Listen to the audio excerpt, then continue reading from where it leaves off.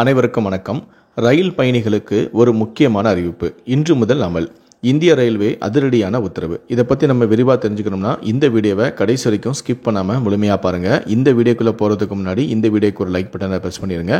நீங்கள் இது வரைக்கும் அந்த சேனலை சப்ஸ்கிரைப் பண்ணாமல் இருந்தீங்கன்னா மறக்காமல் சப்ஸ்கிரைப் பண்ணிக்கோங்க. கூடவே அந்த பெல் சிம்லையும் மறக்காமல் கிளிக் பண்ணிக்கோங்க. சரி, வாங்க இப்போ நாம் வீடியோக்குள்ளே போகலாம். இந்திய ரயில்வே பயணிகளுக்கான பல விதிகளையும் புதிய வசதிகளையும் கொண்டு வருகிறது. தினமும் லட்சக்கணக்கான மக்கள் ரயில்களில் பயணம் செய்கின்றனர். நீங்கள் ரயிலில் பயணம் செய்கிறீர்கள் என்றால் இந்திய ரயில்வேவின் சில முக்கியமான புதிய விதிகளை நீங்கள் அறிந்திருக்க வேண்டும்.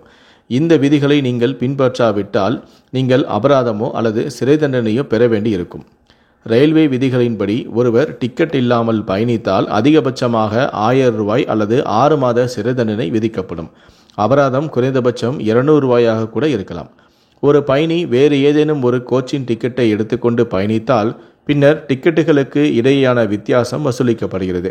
இதிலும் கூடுதல் கட்டணமானது டிடிஇயால் விதிக்கப்படலாம். ஒரு பயணி ஸ்லீப்பர் கோச் டிக்கெட்டை எடுத்துக்கொண்டு ஏசி கோச்சில் பயணம் செய்கிறார் என்று வைத்துக்கொள்வோம். எனவே 2 டிக்கெட்டுகளுக்கு இடையே உள்ள வித்தியாசத்தை செலுத்த வேண்டும்.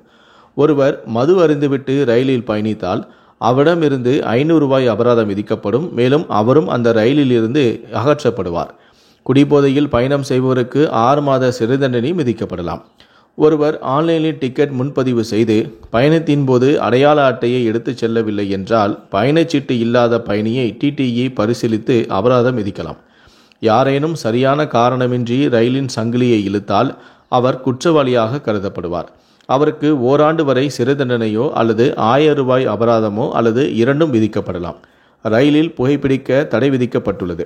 இது போன்ற சூழ்நிலையில் யாராவது புகைப்பிடித்தால் அவர்களுக்கு 200 ரூபாய் அபராதமும் செலுத்த வேண்டியிருக்கும்.